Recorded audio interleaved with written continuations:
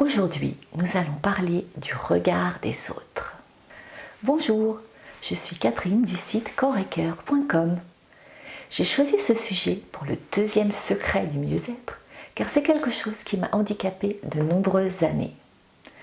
Et c'est vrai que dès qu'on ne fait plus attention au regard des autres ou qu'il a moins d'impact sur nous, ça change tout. Et vous allez beaucoup mieux. Il est difficile de ne plus se préoccuper d'un juge qui finalement n'existe que dans nos têtes. Ce que je vais vous expliquer n'a rien à voir avec le fait de n'en avoir rien à faire des autres, d'être impoli avec les gens qui n'ont pas la même opinion que nous. Il ne s'agit pas de gonfler l'ego jusqu'à ce que nous soyons persuadés que nous pouvons faire absolument tout ce qui nous plaît sans nous préoccuper du regard des autres. Car il y a des limites.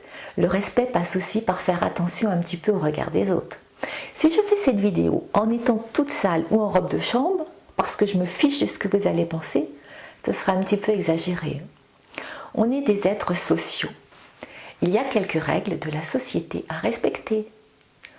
Quoique, ça pourrait être discutable.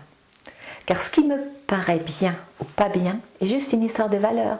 Valeurs sociales, valeurs morales. Et ces valeurs sont valables pour la société où je vis. Si vous êtes né en Amazonie, au pôle Nord, à New York ou comme moi dans un petit village de Normandie, nos valeurs seront tout à fait différentes.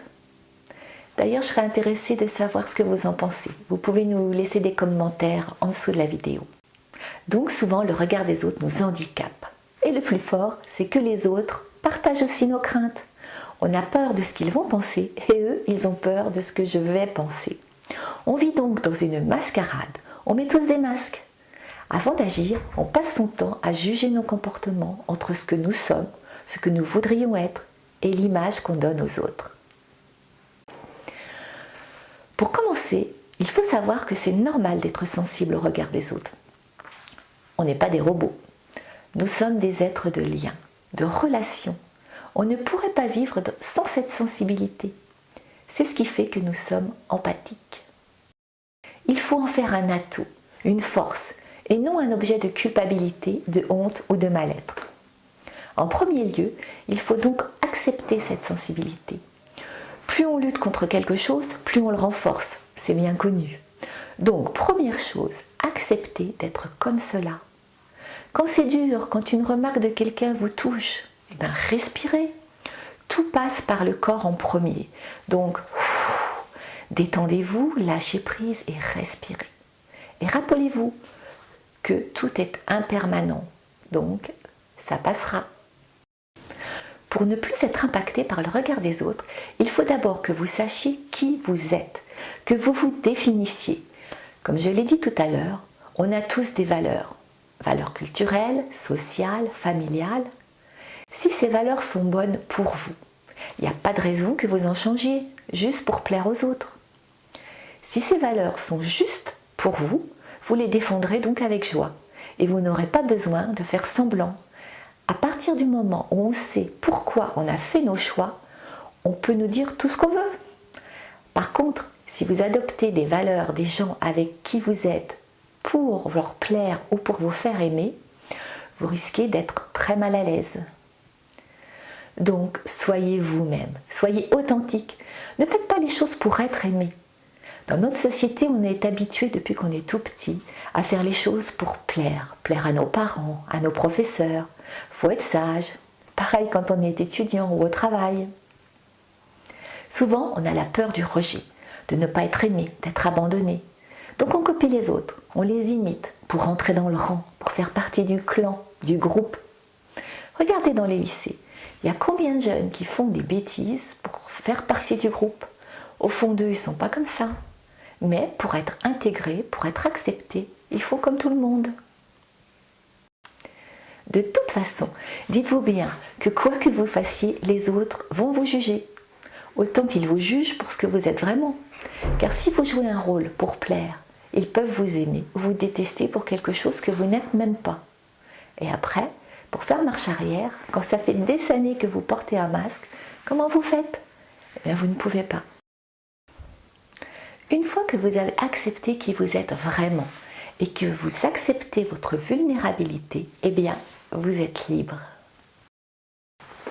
Détachez-vous des retours, qu'ils soient positifs ou négatifs. Car si pour vous les retours positifs sont très importants pour que vous croyiez en vous-même, que vous soyez fier de vous et que vous vous sentiez légitime, il y a de fortes chances pour que les retours négatifs vous impactent aussi beaucoup. Libérez-vous de tout ce qui est honte, culpabilité et même fierté. Fierté dans le sens supérieur aux autres. Que les gens vous aiment ou ne vous aiment pas, finalement, ça n'a pas beaucoup d'importance. L'important est que vous vous aimiez vous-même et que vous fassiez ce qui vous plaît, ce pourquoi vous vibrez.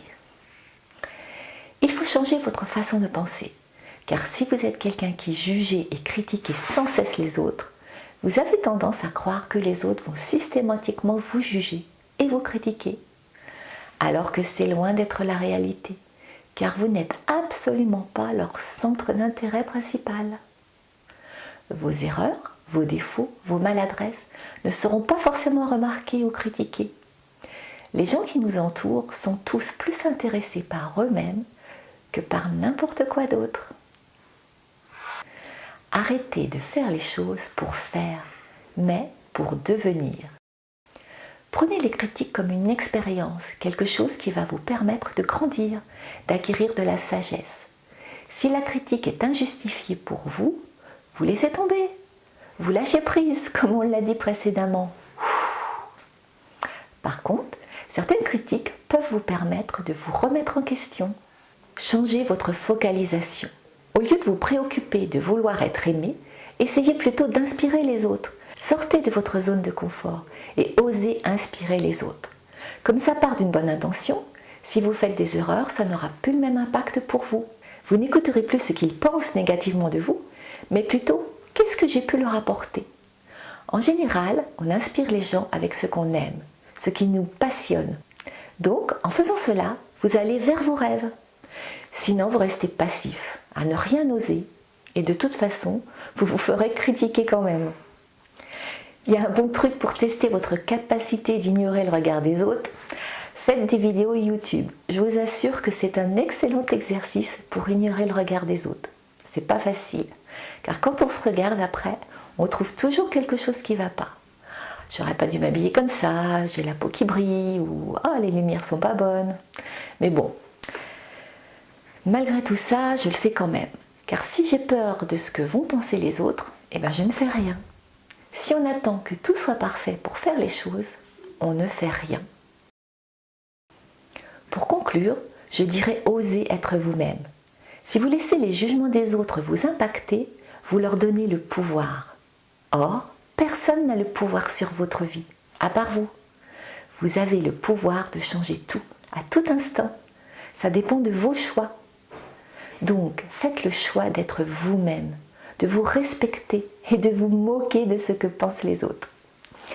J'espère que cette vidéo vous a été utile. Je vous dis à très bientôt et je vous souhaite une merveilleuse journée. Quel que soit l'océan, j'irai en Pacifique et danser dans le vent sur des nuages blancs.